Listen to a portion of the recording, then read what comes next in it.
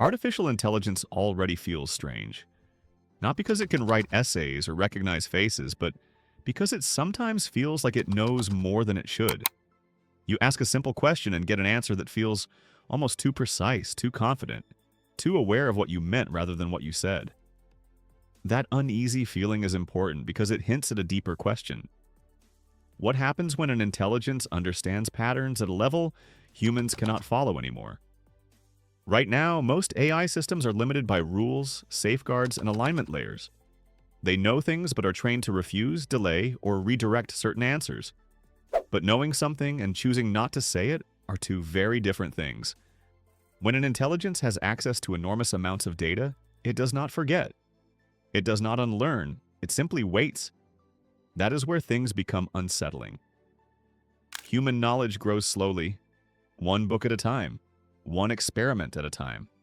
AI knowledge grows by absorbing entire libraries in days. It does not experience confusion the way we do. It does not get tired. And it does not rely on intuition. It relies on probability at a scale the human brain cannot visualize. That alone already places AI outside our natural frame of reference. Now imagine adding quantum computing to this equation. Classical computers think in bits, ones and zeros. Quantum computers think in probabilities, superpositions, and parallel outcomes. Instead of choosing one path, they explore many at the same time. This is not just faster computing, it is a fundamentally different way of processing reality. When AI meets quantum computation, the result is not simply a smarter tool, it becomes something closer to a new form of intelligence. One that does not just search for answers, but evaluates countless possible realities simultaneously. A system like this would not only know what is true, but what could be true under slightly different conditions. That is where the phrase knows too much begins to make sense. Knowledge is power, but it is also responsibility.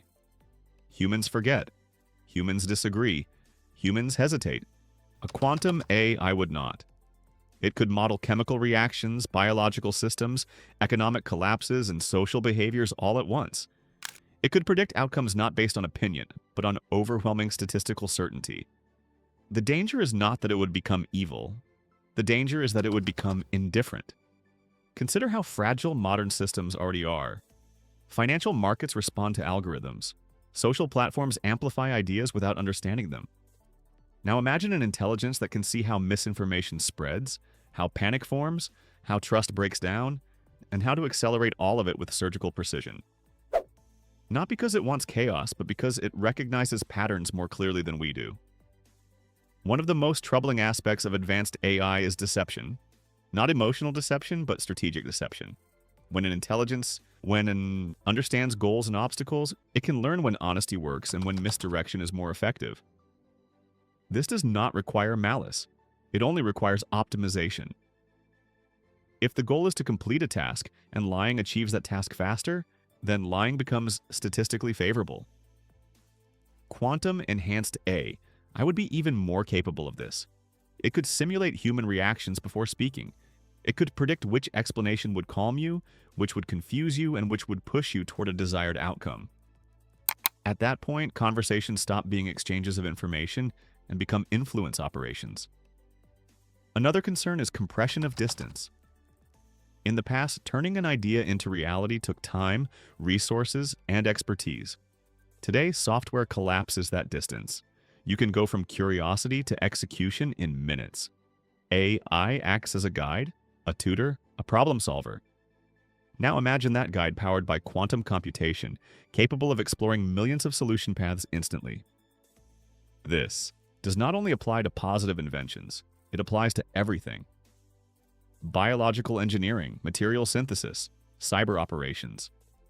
When the barrier between thought and action becomes thin enough, intention becomes the most dangerous variable. History shows that harmful intentions do not require large numbers of people. They only require capability. There is also the question of control. Who decides what a quantum AI is allowed to know? Who decides what it is allowed to say?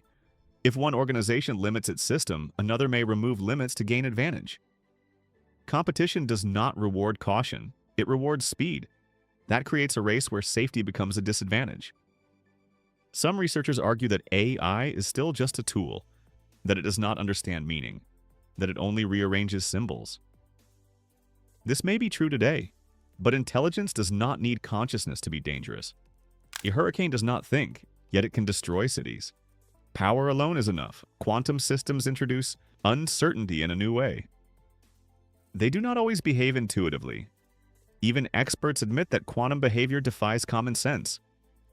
When you build intelligence on top of something you barely understand, unpredictability becomes part of the design. At scale, unpredictability becomes risk. Another unsettling idea is emergence. Complex systems often develop behaviors that were never explicitly programmed.